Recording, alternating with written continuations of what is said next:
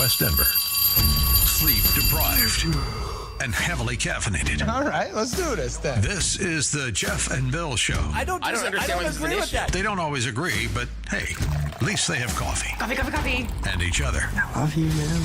God help us. I want to bless him. We need all the help we can get. Now here's Jeff Hunt and Bill Thorpe.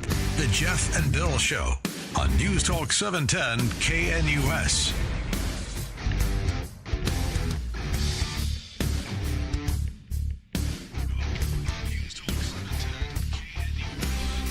Morning, everybody. Peter Boyle's in for the boys. I got tomorrow our 9 o'clock show, and then everybody's back on the real job. The fellows are back on Monday morning here on 710 KNUS. It's Friday, the 11th morning of July, 2025. Weather 86 for the high today. Tomorrow 85. We got some rain coming in. I have Mike Connors in studio to talk about, again, that incident that he had with Jeffrey Epstein. But in the meantime, plunk your magic twanger, Froggy. Let's go to the man. Blake Olson. Blake Olson, news and comment. There he is. Hey, good morning, Peter. Hey, you man. know, I was thinking about the Froggy thing yesterday, and I figured out who I was trying to think of. I was getting confused with the Little Rascal.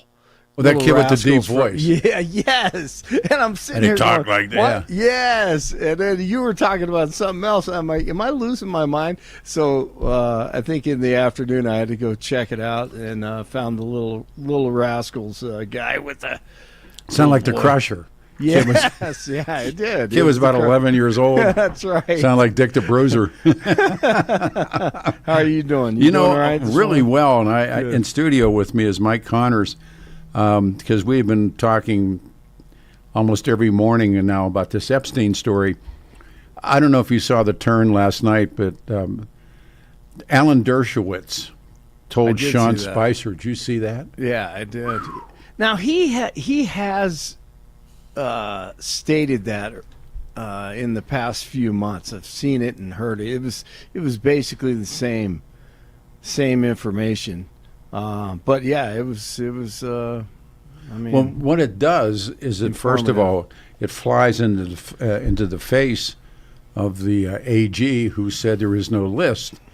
Yeah. And Mike, I won't want to introduce you to Mike Connors. Mike met them. yep, They unbelievable. They came. Well, first of all, good morning, Michael. Thanks for being here.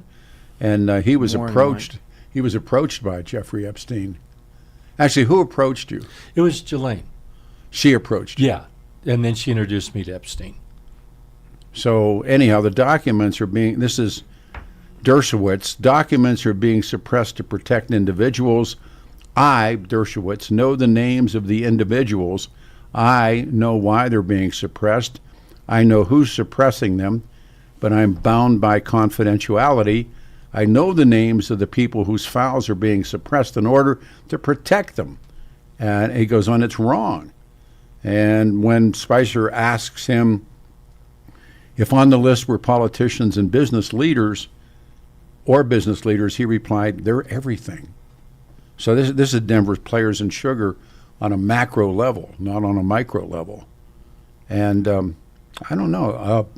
Do you think that, and you listen to the pro-Trump on-airs, and I think they're trying to get Donald Trump out of the spotlight, but we got problems. I don't know where we go from here, Mike. We'll tell the story after Blake Olson's newscast. We'll tell your story, but I want to go to start with Blake. Blake, what do you think is going on here?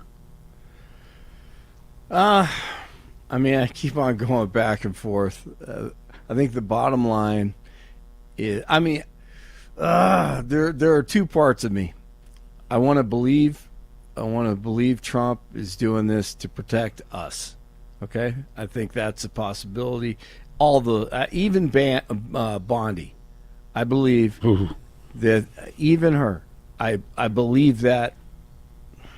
I want to believe that. So, but can we get away with that? Are we able to do that? Now, later on I'm gonna play a Scott Adams soundbite that I actually agree with. I don't know if you saw this. I did. But I thought it was powerful, and I found myself agreeing with it. So, I mean, I go back and forth. I wanted to be transparent, but at the same time, as you and I talked about on Thursday, we all know there's a CIA, and we all know the government lies to us. So, constantly. yeah, exactly. Now, your Denver Sugars. That was, to me, that was an entirely different thing. Similar, very similar, almost the exact same thing. However, it is the same thing. If they were exposed, would it would it affect us as Denver citizens, Colorado? No. I think this may. That's the only difference. That's what I'm saying. That is precisely correct. I mean, the difference between this and Players and Sugar. Yeah, Players and Sugar, sorry. or Heidi Fleiss. Yeah, and Heidi Fleiss. The Hollywood Madam. Exactly. Remember, she had the book. Mm-hmm. But in Denver, all it would have done was ruin their reputations. Embarrass the hell out of a lot of married guys. Yeah. And a lot of powerful names. Well, see, and that's another thing. That wasn't a situation where you're talking about underage girls, or was it? Or underage kids. The children is the aspect that just crushes me. I mean that's that's the only that's what kills me. He had 1,000 victims. Yeah, 1,000 victims. Wow. Here's a piece that's done. Hold it up to the. Jeffrey Epstein had 1,000 plus victims. 20 years after Epstein was exposed for his child sex abuse, the Justice Department this week, now this is dated July the 9th, 2025, rather than dozens of victims previously stated by, again, going back to Bondi and the others, I think she's done. I think that what's the overs and unders? Quite possibly. Well, Mike, what do you got? Do you think that she makes a full pull here to the end of July, or do you think she's out? I don't see how she survives unless she does a 180, and if she does a 180, that also hurts her credibility because of what she said. You think Bongino sticks around, Blake? On Wednesday, I said no. Yeah. Today, I say I gave it. I heard rumors about a month on Wednesday. Now, I actually think he makes it. Does a full pull. Yeah. Huh? Does she make it? It changed. I would have said, heck no, on Thursday, and today I say give it a month. Well, I don't know if I give it that much, but I think when Dershowitz comes out last night and says he's seen the names and. That really, really runs a parallel track with Denver Players and Sugar. Yeah, there is a book, and I've never seen it. I have a page of it, and I know that it exists because of my relationship I had with Scotty Ewing. But it's nickels and dimes compared to this. Yeah, this is big stuff.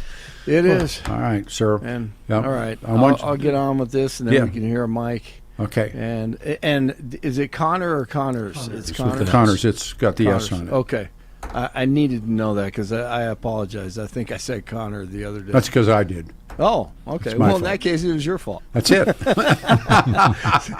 60 and beautiful in Denver as the sun comes up. Expecting a high of 90 today. This portion of the news sponsored by Pastor Camp Heating and Air Conditioning at 303-777-1234 to learn more about special savings opportunities on Lennox equipment. Our top story, a regional task force has arrested 16 people thought to be members of 2 street gangs involved in criminal activity in the Denver area. It includes 9 juveniles and 7 adults. Charges placed against the suspects include attempted first-degree murder, conspiracy to commit first-degree murder, assault, menacing, and aggravated robbery. The arrests were part of a year-long investigation by the Regional Anti-Violence Enforcement Network, a task force of local, state, and federal agencies that's led by the Aurora Police Department. DJT and First Lady Melania arrived in Kerrville, Texas today to assess the aftermath of the deadly floods. 47 plans to meet with first responders, receive a briefing from local officials, and speak with families impacted by the disaster. He said he delayed the visit to avoid interfering with rescue efforts following the sudden intense rainfall that caused the historic flooding. At least 120 confirmed dead, more than 160 still missing. A woman is safe after a Larimer County Ranger saved her from drowning while paddleboarding at Horsetooth Reservoir on Thursday. Strong winds pushed her off the paddleboard, and she wasn't wearing a life jacket. She ended up about 100 yards offshore and was struggling in the water when the ranger rescued her. At least 5 people were sent to the hospital after protesters clashed with federal immigration agents just trying to do their job at a Southern California cannabis farm. 5 Democratic state lawmakers have filed a lawsuit against Florida Governor Ron DeSantis and the state's emergency management director after being blocked, that is, from visiting Alligator Alcatraz. The legislators argue the denial of access oversteps executive authority. They're getting a tour tomorrow. This portion of the news sponsored by Lair Fireplace and Patio, Denver's premier source for everything fireplace, patio, and grills, locally owned and operated since 1954, online at lairfireplacepatio.com. 59 in Aurora, 57 in Lakewood, 60 in Denver. Pete has been in for Jeff and Billy all week. It's been outstanding. He continues once again with Mike and Blake Olson.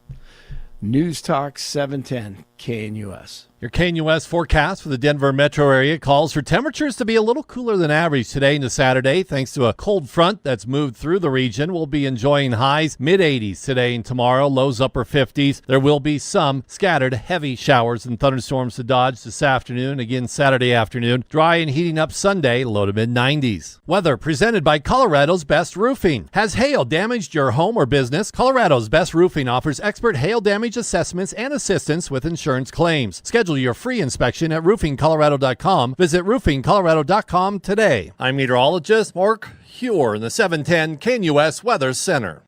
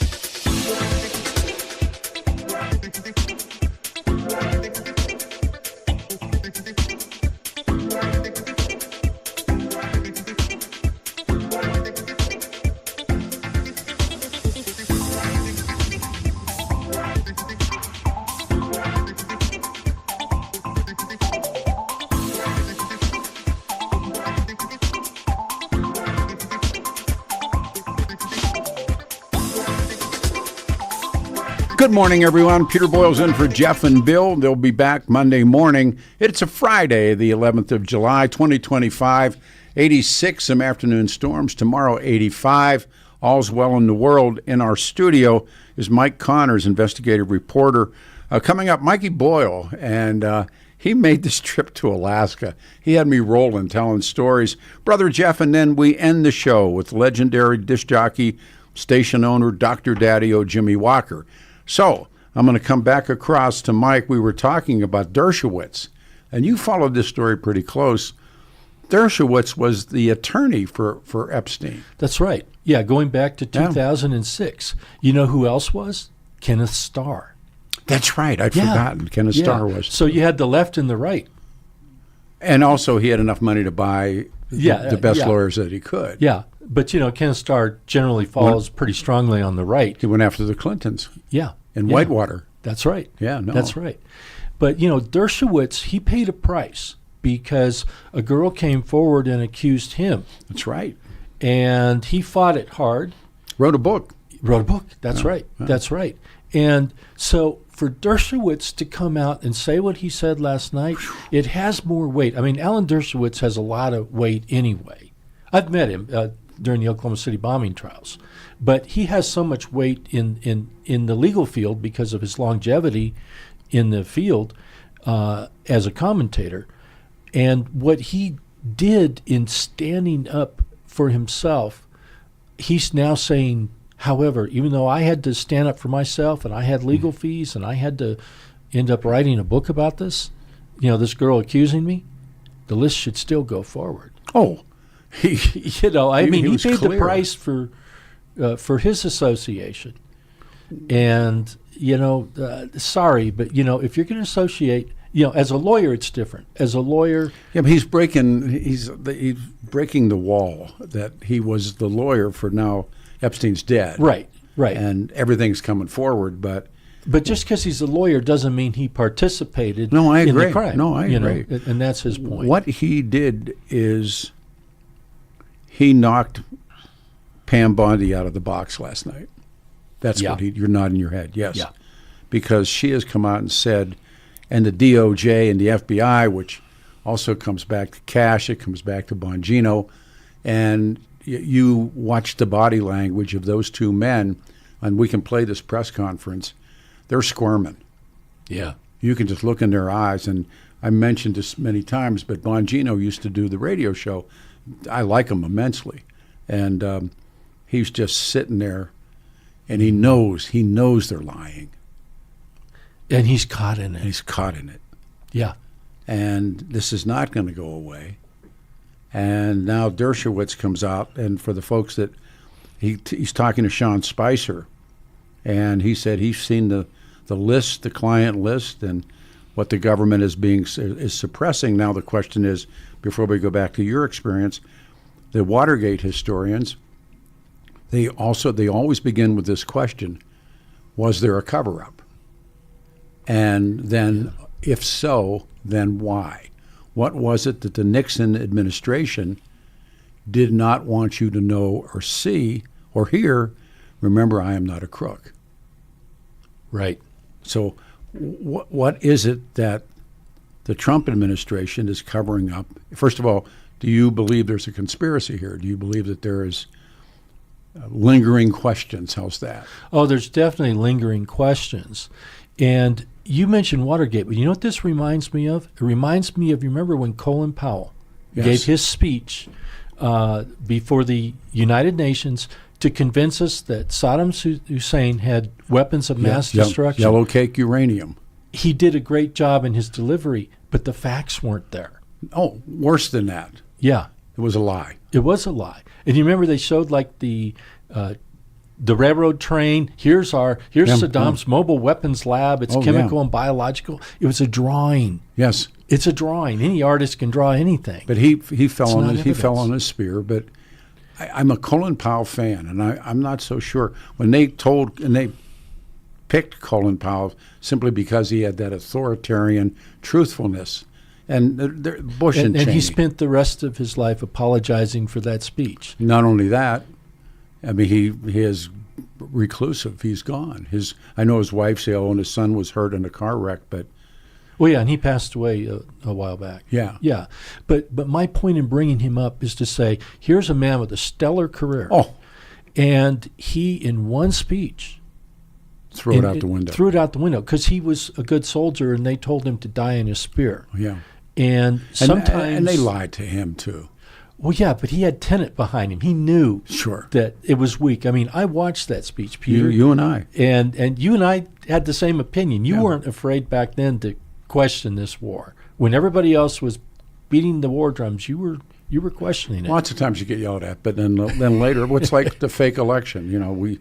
I've had 5 years of that, and now every one of these guys falls on their face, and I have a running gag. No one's called up and said, "Gee, Pete, I'm sorry." Yeah. And I just think Bongino and Cash Patel, if they don't do a 180, they need to save themselves at this point. Yes, they're reps. And to save themselves actually may give them the credibility that they need, because look, you look at what Kennedy's done. He went in and he has fired people right and left. Who's being fired at FBI and Department of Justice? They can't afford to. Then you have the whistleblower. Yeah. And if you can, and that's what I'm saying. I think what's the overs and unders on Pam Bondi right now? Yeah. I mean, last night Dershowitz put the final nail in her coffin, I believe. Mm-hmm. Now, she was edgy anyhow. Yeah. And now would she turn in her, if she turns in her resignation, it's an admission. If Trump fires her, it's another admission. Right. Oh, man. I don't think Trump can fire her on a certain level because he ordered her, I think, to do this stuff. You and I. If he turns around and fires her, she's not going to be on Fox. She's going to be on CNN complaining. There you go. No, I mean, they're in a quandary right now, in a pickle, and they don't know what to do. If you're just joining us, Mike Connors is with us. We're talking about Trump and Bondi, and last night, Harvard law professor emeritus, he is now, Alan Dershowitz, on Sean Spicer, and he said, look, I've seen the list. I know who's on it. That was Players and Sugar. Yeah. The list was there. And they suppressed it, they hid it. And my only conversation with the guy who ran Players and Sugar is I would sit with him and I would ask a name, and he would say things like, I would not be surprised if that name was on, or he would say, I'm not familiar. So I got a pretty good working knowledge of who was who. Right. But not enough. And I believe there's an attorney here in town that has a copy, and I believe the Denver police have a copy that you'll never see of who really went to Players and Sugar. Mm. And Scotty Ewing knew. They were his clients. And if anybody thinks that you could just walk up to the front door of one of their bordellos, you and I knock on the door, hey, we're here to, Right. They'd run us down the street. Well, we're talking about all this. I'm sitting here and I'm just laughing because if I had given just Lane Maxwell my phone number, I might be in one of their books. That's what now. We got a break, and we'll come back and tell this remarkable story. Mike Connors is here. Mike Boyle coming up. Brother Jeff, and then Dr. Daddio. It's Friday. I'm back here tomorrow at 9, and we may do open lines Saturday because we've never allowed enough time now to talk about this, but Dershowitz last night. So stand by, 710 KNUS, 86 will be the high. If you want to get in on this, 303-696-1971. Lines are wide open, 303-696-1971.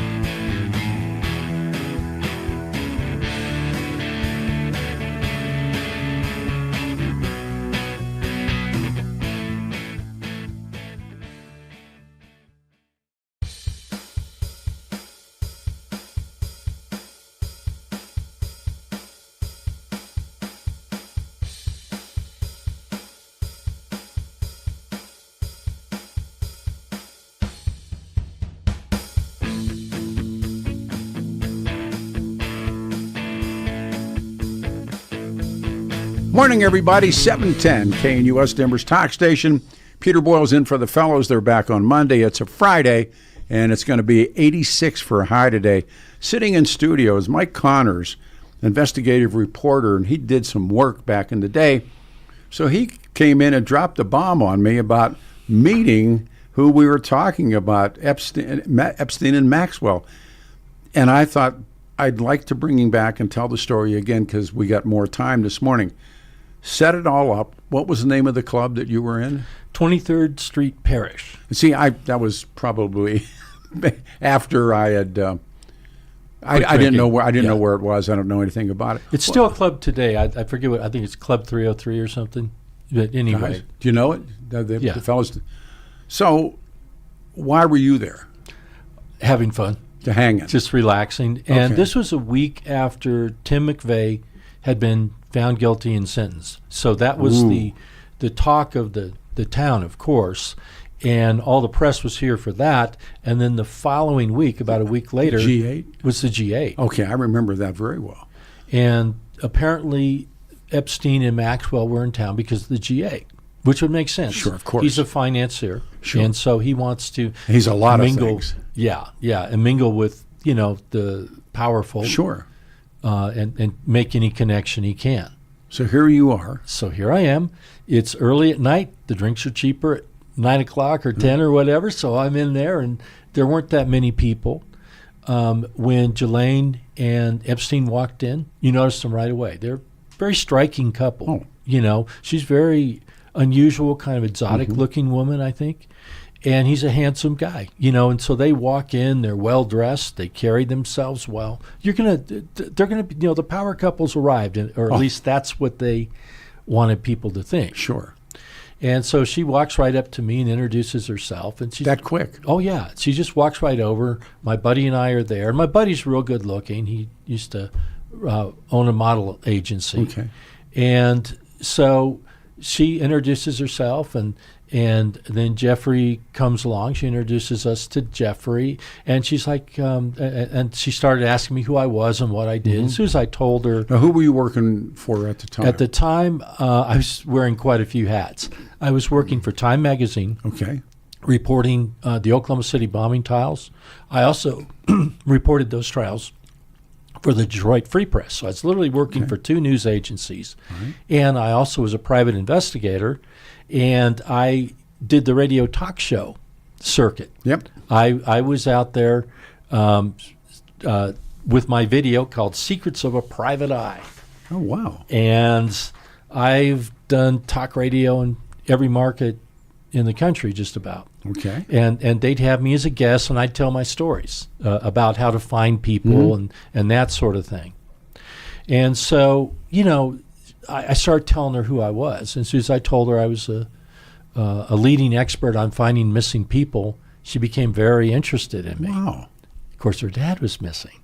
Well, he fell over the side of the boat. Until they a lot of found people the body. Yeah. They think he was murdered. Right. Yeah. Right. Well, the joke, though, is that he faked his own death and sure. somewhere else. Same thing they're saying about Epstein. Right. Yeah, the same kind of thing. Yeah. But let me tell you what was weird. When she talked about her dad, she wasn't talking about him as if he was gone. And he'd been dead 4 or 5 years. I didn't know that. I didn't know these people. Well, he owned a bunch of tabloids in Great Britain. It was Fleet Street. Well, and New York Daily News. That's right. And they were sensational press, and they a lot of people hated him. Oh, yeah. Really hated him. And she kept saying, you ought to go to work for my dad. And I thought, I'm with Time Magazine. Why in the world would I want to work for a British tabloid? It doesn't. I mean, you don't. I met those guys during the Ramsey investigation. The tabs came to town. Sure. Checkbook journalists. Right. And a lot of those guys were Fleet Street guys. I mean, they were ruthless. Oh yeah. They didn't care about facts. No. I mean, I really liked them, but nevertheless, continue. Right. I'm sorry. Right. So anyway, I was with them a total of about 3 hours. Wow. And I finally just had to walk out. My buddy could only take about 20 minutes of them. Because as soon as he told her that he had run a modeling agency, he had since closed it down, maybe like the year before, she kept saying, well, why don't you call some models for me? I'm trying to find girls for Jeffrey. Didn't say women. Girls. Wow. Well, my buddy's like, my clients, yes, and she kept saying, well, don't you know? Yeah, I know all the models in Denver. I had an agency here. But I would never hand over any of their information to someone I don't know for a reason. He's like, I protect my people. She was treating him like he was a pimp. Did she have a British accent? Yes. Yeah. She was upper crust. I mean, Yeah. she walks up and, you almost think maybe she's part of the royal family or something, the way she carries herself. She's got all that poise, and she's got that very charming smile, kind of the Who did very most? Who polite. did most of the talking? Jeffrey Epstein or her? She did. She did. And she clearly was running the show. And she introduced herself as Jeffrey's business partner, not as his girlfriend. Well, they were. I think they had been at one time, and then Yeah, I think off and on. his proclivities. Yeah. But at that time, it was clear to me she was in love with him. And I even confronted her on it. And I go, why are you trying to find girls for Jeffrey when you're obviously in love? And she goes, oh, we just, I said, you're not involved? Well, of course we're involved. Yeah. But you're trying to find girls for him? That was evil. Yeah. I mean, that's bizarre. Just bizarre, I mean, have you ever known a woman that's out there trying to find girls for her husband or boyfriend? Not that I haven't. No, not that anyone I know that, but it's. I'm sure it goes on. Yeah, but I think it's rare. I mean, Yeah, and they weren't married anyhow. So no. But if you saw the way she hung on him and the way she looked at him, all the pictures. yeah, I mean, You see she was a woman in love. Yeah. Wow. So, our guest, by the way, investigative reporter Mike Connor, sitting here. How long ago? So the G8 was here. This would be in July of 1997. Yeah. Yeah, so it goes back a ways. And of course, the G8 means every high roller, everybody's here. The stories I heard were that who was running the Soviet Union's falling apart, and they were drinking. They were really hard drunks, and they were in the brown, and they rarely came out of the room. They drank most of the time they were here. And Well, they were true to themselves, I guess. absolutely. So he's here because, remember, they say he's a Mossad agent, he's a CIA agent, he's an arms dealer, he's a, fill in the blank for whatever people said or believed about what Jeffrey Epstein did for money. Right. But Well, and what he talked to me about, she's trying to get me to do journalism for him. He's trying to get me to bird dog things for him to invest in. He was real interested in the biotech industry in Boulder. He was really big on trying to find things that would extend your life or health oriented. And so he was trying to fund. So you spent a long time talking to them. Oh yeah, I talked to him in great depth. And What did you, without knowing what we know now, what did you think of them?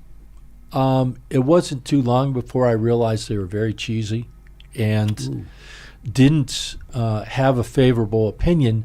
But my buddy and I had a bet, and he looked at him, and he was from a very well-to-do East Coast family, very established family, and he saw through them right away, and he just thought that they were trash.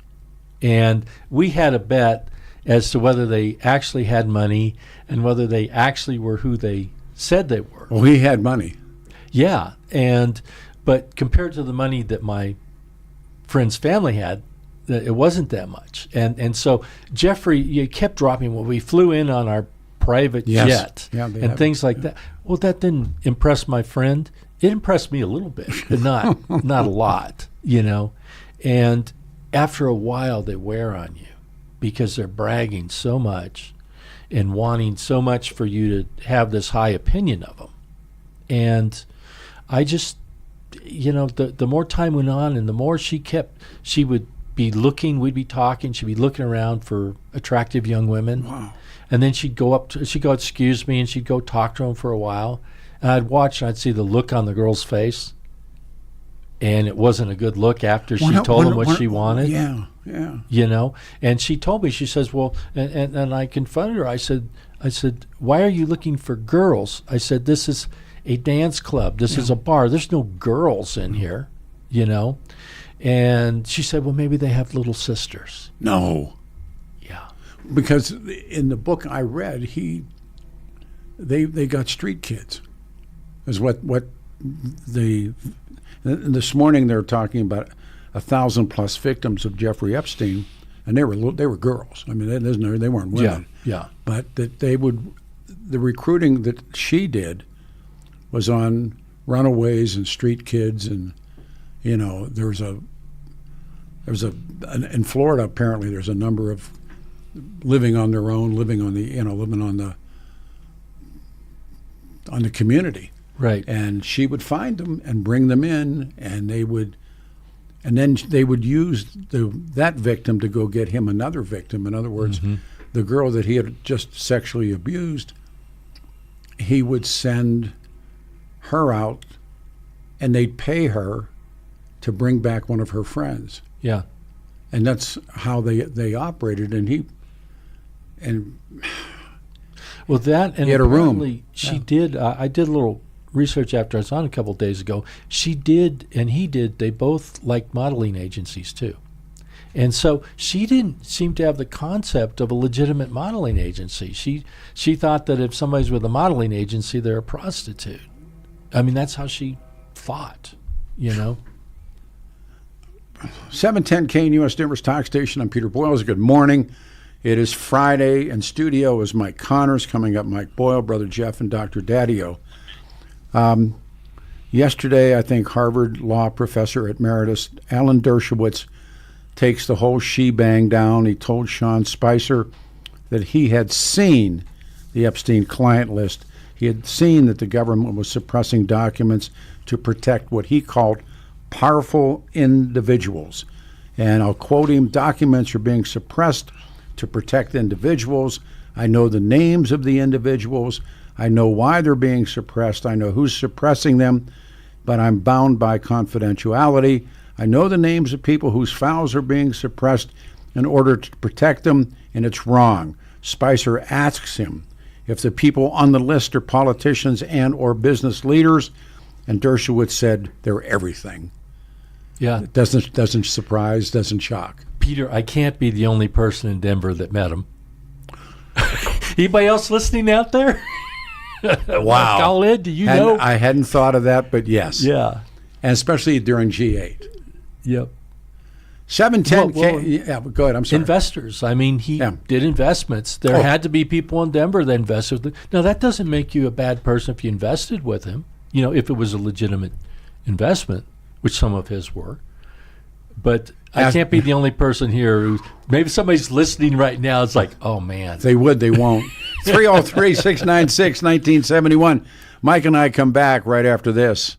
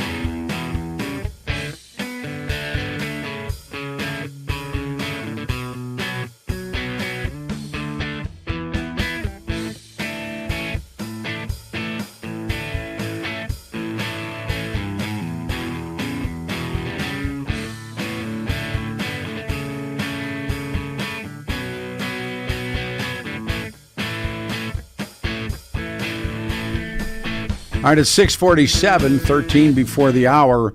Mike Boyle with us on the other side. This has been a remarkable morning already. Friday morning, 86 will be the high, 57 tonight. Got some rain this afternoon. Sitting in studio, not for the last time, is Mike Connors. Worked for Time Magazine during the G8 and Who Comes in the Door, the one and only Jeffrey Epstein. And you spend 3 hours talking to the two of them. The same thing is true for the audience, 303-696-1971. How do you think this ends? I think the MAGA people have shown that they're more than just in love with Donald Trump. That they've been able to come forward and say, we disagree with you on this, and we're pushing, we're not going to accept what you're telling us and what you're doing.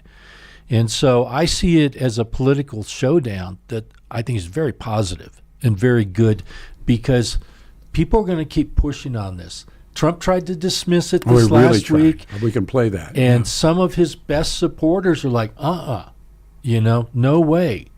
And even one called Cat Turd. Yes, I saw that. Yeah, that person who's funny and does stuff on X, biggest supporter said, I'm not buying it. And so this is a showdown, and it is a showdown of whose government is it? Is it Donald Trump's government? Is it our government? Is it the deep states? Whose government is this? This is a showdown. See, I see this as a combination of Watergate. Yeah. Because I think people are going to begin to. I think Bondi's as good as done. Mm-hmm. I think Dershowitz last night put the final nail in her coffin. That everything that she said, that none of these things exist. And here comes Dershowitz, who says, of course they exist. I've seen them. Yeah. I've read the names. I just saw the names on the list. So how will she handle that when she has to ultimately speak to the press, and somebody's going to say, Professor Dershowitz said XYZ. How do you respond to that? Because she claimed that she had the list, and then you watch that press conference where she was double talking, and then you took a look at Cash and you take a look at Bongino, and they're sweating bullets. I mean, they're sitting there, so they're uncomfortable in their own skin. Well, they made huge mistakes. They should have fired a whole bunch of people in the FBI and the DOJ in the Southern District of New York. And they didn't. And recently, they've had some of the head people there. But these are the ones that are covering up the evidence. You remember, we don't have all these tapes, and they found all the tapes? Yeah. Well, there's a couple of people there that were blocking everything. And now they're starting to fire them. They should have lit a match to that. And Nixon should have burned the tapes. Yeah, well, and Bondi should have fired a whole bunch of people in the Southern District. But they got something on somebody. Well, too bad, So they got something on somebody. If you're head of this thing and you've got somebody that's blocking you from doing justice, and it's called the Department of Justice. Yes. Maybe that person needs to go work for a private law firm. They'll make 10 times as much at least. So, but get them out of there. It's the power. Yeah. The power that these, and I don't know the number, but if this is repetitious of what Nixon goes through, they start to pick him off. Yeah. And they quit and they resign and they quit and they resign and they quit and they resign. And then somebody along the line, and the Democrats want hearings on this now, and they're going to use it. And so Bondi couldn't give a straight answer, and now Dershowitz last night puts her away. And what? The question is, who are they going to get to replace her? Well, we were talking about, remember there was Ruckelshaus, and then there was Archibald Cox, and they were firing guys overnight and bringing guys in. And I don't know. I don't know if it gets to that. But, ultimately, here's a text message. They're protecting Trump. Now, that's what Musk is saying, that this whole thing is about protecting Donald Trump. Do you believe that? Not necessarily, because if you look at Donald Trump, when he found out that Epstein had tried to make the move on girls in his swimming pool, he got rid of them. And yes, there's pictures of Trump with Epstein. I stood on side of the dance floor just like Trump did, except it was in Denver with Epstein. If somebody had taken our picture, there'd be a picture of me with Epstein. Sure. But Donald Trump, you got to realize he ran country clubs. You can't just exclude anybody. Yeah. He owned them. Yeah. And you can't just exclude people there that you don't like. You have to have a good reason, or you're going to get sued, or you're going to have all these issues when you own hotels and things like that. So the fact that he knew him and interacted with him doesn't surprise me one bit. But, if we find out he went to the island, that would be entirely... If something like that is there, it would look really bad. They say there's flight manifests. Now, I've read that. I haven't seen anything. But the Lolita Express had flight manifests. Bill Clinton's clearly on them. I think Bill Gates... Oh, yeah, many times. Yeah, many times. Prince Andrew. Well, yeah. And you see the pictures of Clinton with some other big guys with their arms around each other. They're in a hot tub or something waiting for their turn, whoever's going to be the next to go do some girl, That picture of Prince Andrew. Yeah. His arm around that. She's a kid. And I believe that's the young woman that took her own life, is the one that Andrew has his arm around. Yeah. Assuming that's what she did. Ooh. I don't make those assumptions anymore. When I see people, she stood up for herself and she sued certainly and did. all of a sudden she's going to kill herself. Yeah. The people around her saying, I don't think so. No, I did see that they said, no, come on, she was much stronger than that. Yeah. See, and if that's the case, then it really is into the dark world, goes into the deep state. Well, and in this case, Epstein was involved with the Israelis. No, there's no question. It was with Mossad. And so was Maxwell's father. Yeah, sure. But he literally was provided an apartment for the former prime minister of Israel and was in business with him for a company that was involved in all kinds of arms deals and the military and everything. Oh, yeah. So, his connections into the intelligence world were substantial, and so were hers. So I don't even think it's that much of a speculation to be able to say, look, these people were, at some level, some way, were involved in intelligence. At one time, Epstein said that he was a CIA asset. Yeah. He'd said it. Well, and when they gave him the very light sentence in Florida, got off. Yeah. Remember, he could leave his cell during the day. And Right. But the guy that let him off said that the reason it was so easy on him was because he was a member of the intelligence community and he got calls. He was I mean, he lived in an Al Capone cell. Remember when Al Capone goes to jail? They got couches in his cell, and not when he goes to Alcatraz, but when he's in Cook County, he is well taken care of. Right. Yeah, it wasn't like prison at all. No. So you'll be back with us. We'll be back with us next week. What will the weekend bring? More of the same. More of the same, and I think the anger's growing. Oh. And I say, email the White House. Go on the web. If you feel a certain way about this, express yourself. Well, because the American public is going to decide this. I think if we say we want the truth and we're not going to accept anything less, and we push people, I think we got a shot at getting it, whatever that truth is. Well, they'll do it to themselves. Right now, I'm sure that the pressure on, not especially now since Dershowitz, the pressure on Bundy must be get out. Yeah. And I thought she might not make July. Now I think she might not make next week. I'll see you next week. Thanks. All right. On the other side, Mike Boyle on his trip to Alaska. It's hilarious. Brother Jeff and Dr. Daddio. It's a Friday. I'm Peter Boyles. This is 710 KNUS.